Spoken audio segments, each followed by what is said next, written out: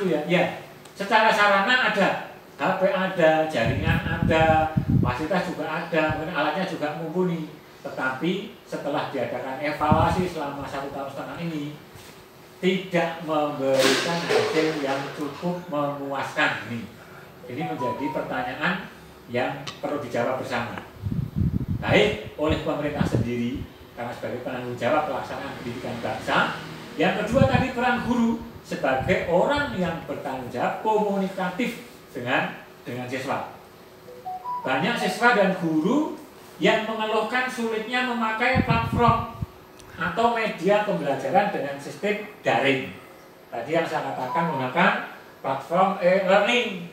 Jadi saya ulangi ya, mungkin Bapak Ibu akan mengenal e-learning itu apa toh?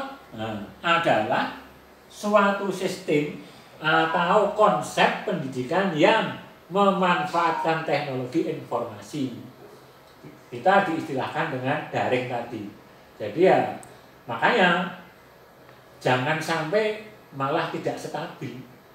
Banyak siswa dan guru yang mengeluhkan sulitnya memakai platform atau media pembelajaran dengan sistem daring.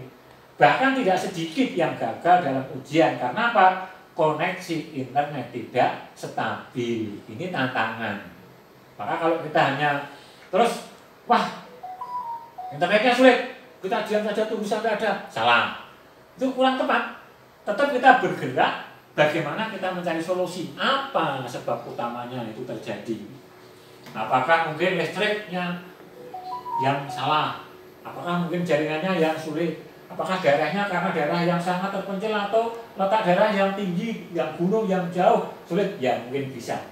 Itu selalu dicarikan solusi, tidak mencari kesalahan. Bahkan tidak sedikit yang gagal dalam ujian karena koneksi internet tidak stabil. Kembali diutarakan. Nah, infrastruktur pendidikan ini, jadi internet, HP, alat komunikasi, sinyal ini pemerintah. Ini merupakan infrastruktur pendidikan yang harus pemerintah siapkan. Guru harus menguasai. Jadi kalau pemerintah menyiapkannya, peran guru adalah menguasai. Bagaimana mengakses ini. Maka Bapak Nadiem juga mengatakan program pendidikan 4.0 ini memang ditekankan kepada masalah digital atau masalah internet. Sejauh ini komunikasi yang dilakukan oleh guru kepada siswa ketika belajar dari rumah hanya menggunakan aplikasi video conference. Seakan-akan hanya ada tatap muka yang terbatas. Guru menyampaikan, guru murid mendengarkan. Padahal mungkin kalau dalam istilah konferensi pers itu ada dialog gitu. Tapi saat terjadi dialog, mungkin guru sudah memberikan sebuah video atau sebuah lambang atau sebuah tanda atau sebuah metode yang untuk mengolah pikiran anak, tetapi antara metodenya guru, pikiran anak belum bisa match, belum bisa padu, belum bisa ketemu. Ketika anak itu mau bertanya, agak ada hambatan. Mungkin orang tua atau saudaranya yang di rumah kebetulan ya tidak paham masalah, tentu hanya akan mengeluh. Nah, maka infrastruktur pendidikan yang saya katakan tadi itu adalah kata kunci dan akar masalah yang timbul dalam pembelajaran digital. Nah, inilah Bapak Ibu, apakah mungkin di Pasuruan dan sekitarnya sana masih juga ada yang daerah yang mungkin untuk menciptakan sinyal itu sulit atau seperti apa? Saya tidak membujuk jelek ya, tapi Bapak Ibu guru di sana dimanapun seluruh wilayah ini punya hak. Memang terjadi suatu kesulitan boleh mengajukan sarana kepada pemerintah. Karena apa? Karena itu ada dalam Undang-Undang Dasar 45 dan Peraturan Pemerintah nomor tahun 2003 tentang kewajiban pemerintah pusat dan pemerintah daerah untuk menyediakan, mengarahkan, membimbing dalam arti menyediakan proses belajar mengajar ini. Tuh. Di sisi lain, pemerintah melalui Kementerian Mendikbud, Kementerian Dikbud telah mengakui sangat sulit untuk menemukan platform e-learning atau platform yang cocok untuk semua sekolah di seluruh Indonesia. Oleh karena itu, Menteri Pendidikan Nadiem menyarankan kepada sekolah untuk memilih sendiri platform yang dianggap paling cocok. Ini agak lunak ya. Kalau memang mungkin sarananya sulit, jaringannya sulit, HP-nya juga sulit, faktornya banyak, ekonomi nggak ada macam-macam, coba diadakan platform yang dianggap paling cocok. Nah, inilah hebatnya Menteri kita ya, dalam arti tidak harus, tetapi untuk adaptasi dunia kita bisa. Jadi yang memang daerah-daerahnya mumpuni, cukup, mampu, terpenuhi, tetapi yang belum juga disampaikan, cuman otomatis kriterianya, tingkatannya juga agak berbeda, tapi tidak tertinggal. Maka digunakan istilah roadmap, berjalan hanya mengikuti peta gitu. Ketika anak menanyakan kepada seorang guru, tidak bisa langsung, itu secara emosional sudah mengurangi mental. Tapi kalau anak itu mampu tatap muka, dia bertanya, itu sudah membangun mentalnya, otomatis emosinya terbangun, berani bertanya, itu memang ciri anak-anak yang mau maju.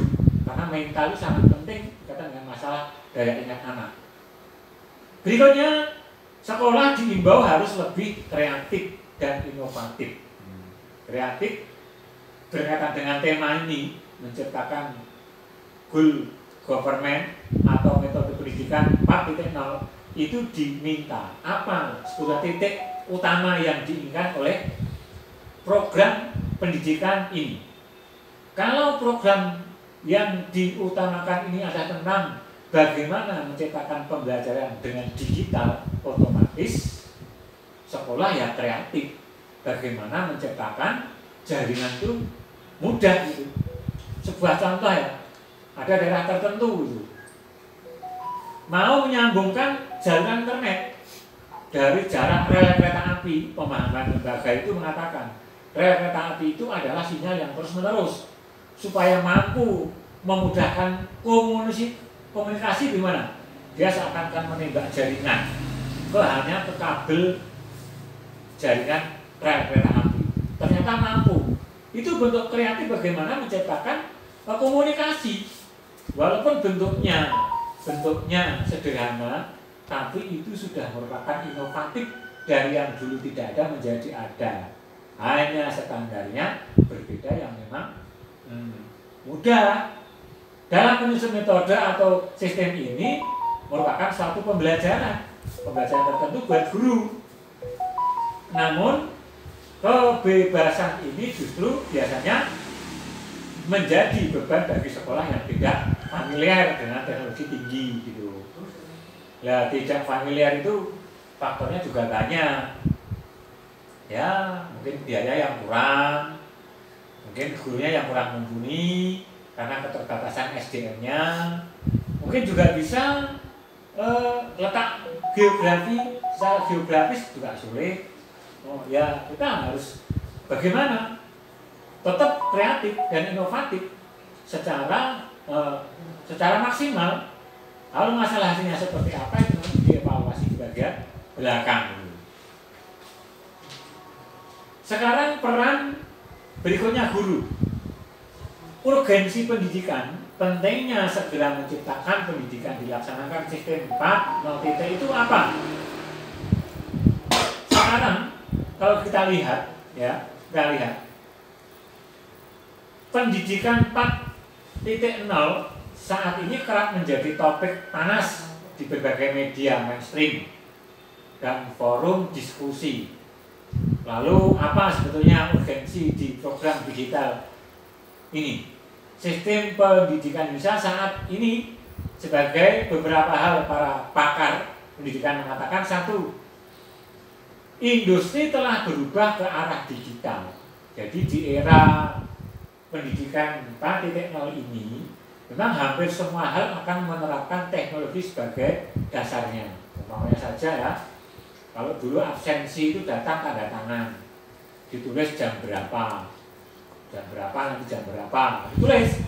Tapi dengan digital dengan digital, termasuk di tempat saya bekerja itu, anak tinggal sudah absen menggunakan itu sinyal. Guru juga begitu. Lebih penting lagi menggunakan HP, bisa jarak jauh bisa. Ini hampir semua hal akan menerapkan teknologi sebagai dasarnya. Maka urgensinya di mana? Pendidikan 4.0 ini Bapak Ibu. Maka ya di Pasuruan dan sekitarnya, lebih-lebih yang ada di kota kabupaten, jangan sampai tinggal semacam ini. Jadi datang aja absennya sudah tidak menggunakan pulpen, tidak menggunakan pen lagi, langsung kepada digital, terekam, maka tidak akan bisa tertipu. Lebih lagi, ternyata apa? Sekarang HP itu dapat bisa dipakai untuk mendeteksi seorang guru ini betul-betul absen di lokasi mengajar atau absen di mana. Itu aja bisa dideteksi. Jadi tidak akan bisa ditipu. Kemarin ada beberapa kasus ya, ini sebuah contoh aja. Ada sekolah maju, ternyata sampai dipanggil pihak KCD di daerah tertentu ini. Dan yang dipanggil itu bukan orang sembarangan. Rata-rata adalah wakil kepala sekolah. Sekolah itu bukan sembarangan. Ada 48 kelas, ada 1.600 siswa. Jadi yang menangani orang-orang ahli semua digital. Tapi anehnya 4 wakil kepala sekolah itu malah dipanggil. Karena apa ternyata? Ternyata apa? Dia sibuk mengatur pekerjaan di tempat ruangan masing-masing sampai lupa tidak absen pulang.